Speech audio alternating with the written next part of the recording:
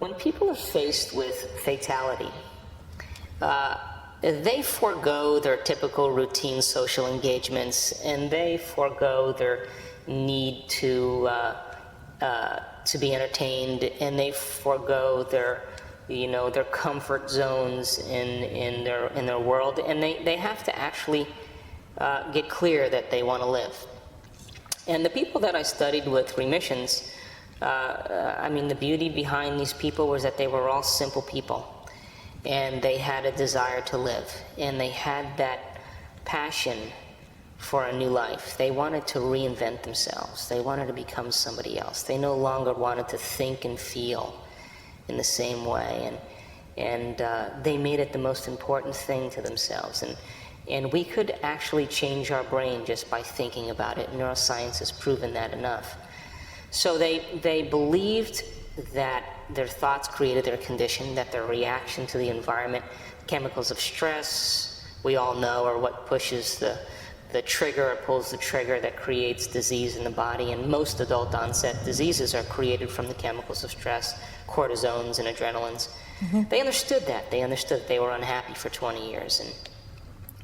And that it was their own thinking and reacting that began to cause their health condition to manifest. And they came right up against the wall and they said, listen, I got to begin to think and act differently. And they began to plan in their mind how they were no longer going to think and act. Because they recognized how they had been and the direction it took them in. And of course, based on what we said, the fact that they were inhibiting the typical thought processes and the typical actions, they were no longer firing the same circuits. Mm-hmm. And they didn't revisit that same attitude. So the old self began to fall apart neurologically.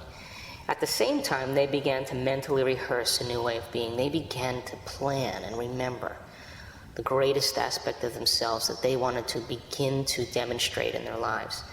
And as they began to think about it, they began to make their brain work in new ways, and they actually created a new mind. In the process of doing it, they had long moments where they were so involved with what they were thinking about that they lost track of time and space. They had no idea how much time went by. And of course, when we were able to do that, we moved from the state of survival to the state of creation. And survival is where all your attention is on the body, the environment, and time. When we live in survival, we're addicted to the environment, we're addicted to our body, and we're certainly addicted to time. But in true creation, when we're involved in creation, when we're enjoying the moment of being the idea in and of itself, there comes a moment where we forget about ourselves. And of course, when you forget about the old self, that's the moment that a greater mind can move in. That's the moment when this spiritual aspect of ourselves, this God within, this innate intelligence, this life force, this universal mind, whatever you want to call it, can finally say, he's out of the way. Mm-hmm. She's out of the way. I can begin now to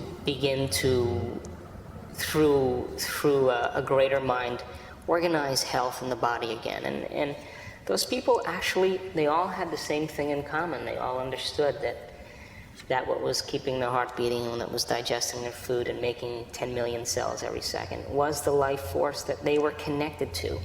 And they wanted to give it some orders or some directions, and they wanted to become somebody else. And then they wanted to surrender and get out of the way and let this greater mind do the healing for them. And I think this greater mind gives life to whoever we're being. Certainly, if your thinking brain and your body has a certain set of circuits in place based on your genetics and your experiences and things that you learn, that greater mind gives life to you, just like it gives life to me, that gives life to the holy man, mm-hmm. that gives life to the white person, the black person, the Hispanic person, that gives life to all beings, independent of culture and race and gender, and thank God, gender and creed and age and social status and political beliefs. It's an objective mind, and they developed a relationship with it. They took the time, every day to give thanks that they were alive. And I think when we acknowledge this greater mind, I think that it begins to work for us in very unpredictable ways. We're basically been talking about we're all born equal in our ability to do that. We're all born. If we choose. We're all born with the same material. Yeah. Okay, we'll take a break, and when we come back, I'd like to talk more about, you use the rehearsal word, what it is you do in the morning. With that, stay with us.